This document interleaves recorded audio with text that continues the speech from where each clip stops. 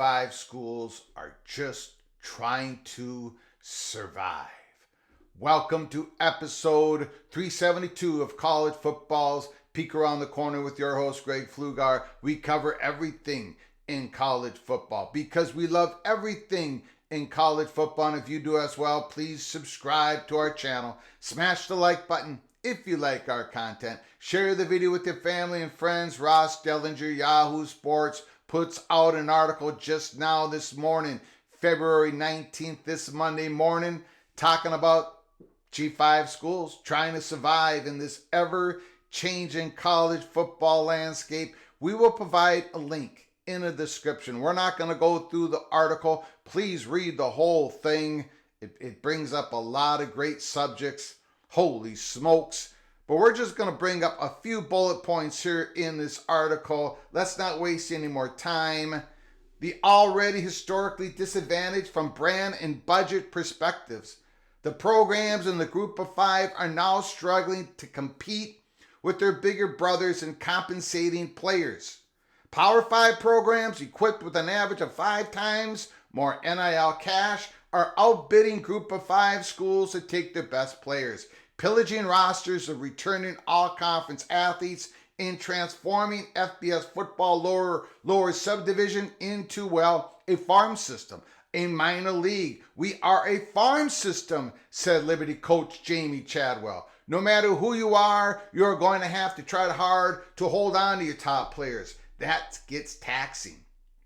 We are taking the approach that if a freshman plays and he does well, we are only going to have him for one more year. We're going to skip down here. Again, big long article. Read the whole thing. In the 12-team expansion, the top G5 conference champion gets an automatic berth into a field. In all likelihood, the 12th seed. Each G5 team for now also receives about $1 million annually in college football playoff distribution. Jamie Chadwell, remember, he's the coach of Liberty. They're going to be one of the favorites to get into the playoffs here in 2024 out of the G5 conferences. Chadwell suggests that the top G5 team could still compete in the college football playoffs in addition to holding a 4-team G5 only tournament. But Lashley questions the reality of a 12th seed playing at home at the home field of a number 5 seed Power 5 program. Imagine going on the road against Georgia. You're done, Lashley said. The divide is becoming so great.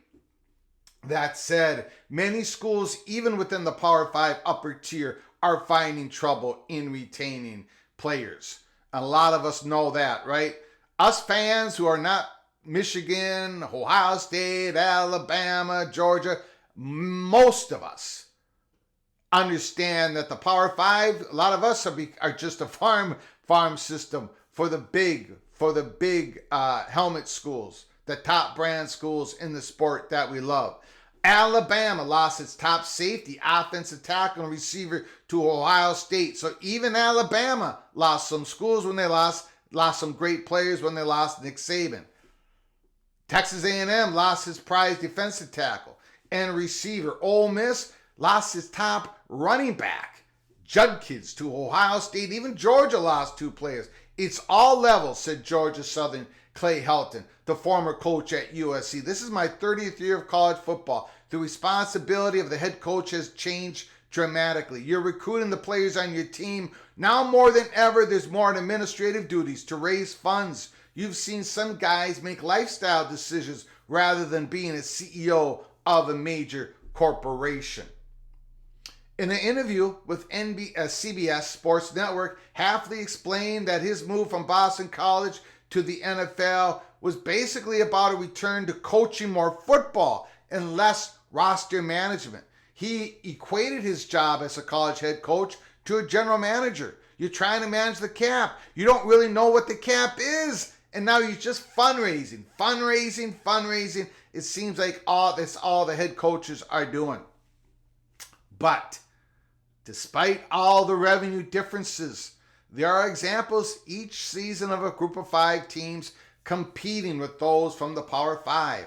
Last football season, at least a dozen G5 schools beat their Power 5 brethren, including New Mexico State's Jerry Kill takedown of Auburn, Texas State's win at Baylor, South Alabama beating Oklahoma State.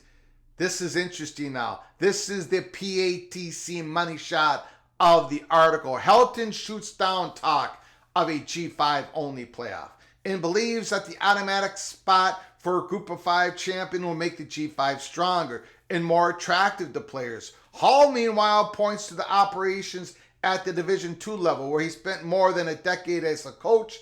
D2 schools operate under a varying degree of football scholarships. Some have as low as 15, others maximum 36, and yet still they all compete.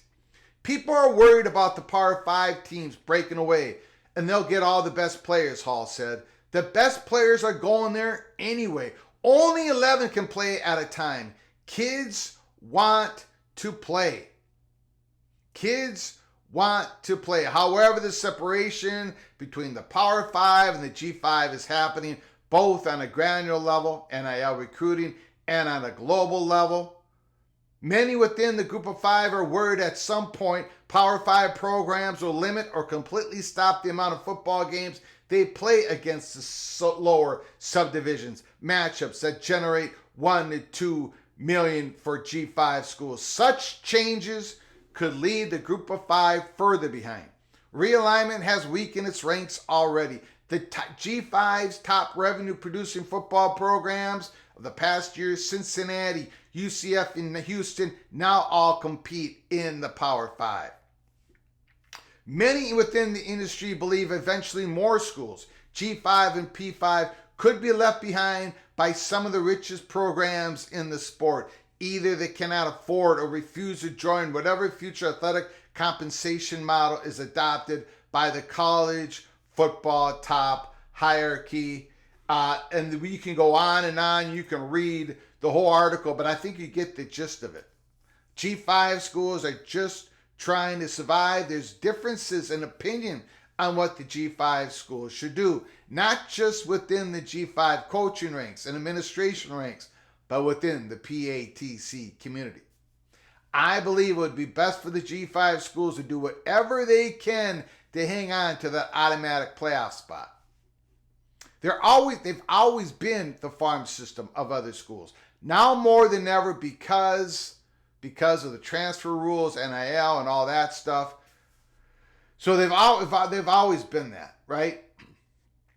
But it's important for the college football sports, in my opinion. And I know I'm in the vast minority on this issue.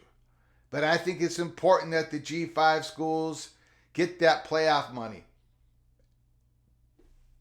Keep their athletic departments open and functioning.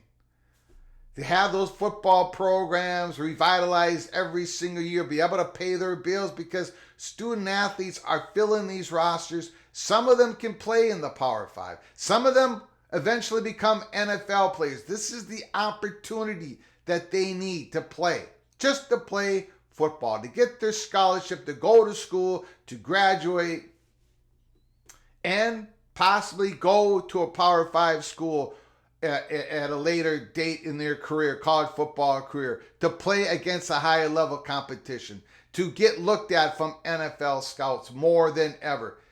The G5 schools, I do not want them to wither and die. A G5 playoff only, yeah, it would work. It ain't going to make that much money, though. It just isn't. It just isn't. The FCS playoffs are great. They're fantastic to watch for me, but most people don't watch them. I think the G5 schools would get more exposure and money if they can just continue to get playoff access with the Power Conference schools. Next year, in 2024, this coming up year, it's going to be a great experiment. We'll see what happens, right? Remember, a G5 school is going to make the playoffs. At least one of them, probably only one of them. But we're all going to be paying more attention to the G5 conference races. Who's going to be the highest ranked G5 school? They're going to get more exposure. People are going to be talking about them more. They're going to be talking about their players more. We'll see. We'll see. But I believe that it's correct for the G5 to try to hang on to their playoff access, but will they be able to? We're going to find out this week. This coming up week is so important for college football, the future of college football. Again, hopefully they decide this week in Dallas, Texas. Playoff distribution, playoff structure, playoff access for 2026 and beyond. Buckle up, brace for impact. We shall see what happens. The G5 schools are just trying to survive, and I hope they can. Until next time, from all of us at PATC to all of you, please, you all take great care of each other. Thank you so very much.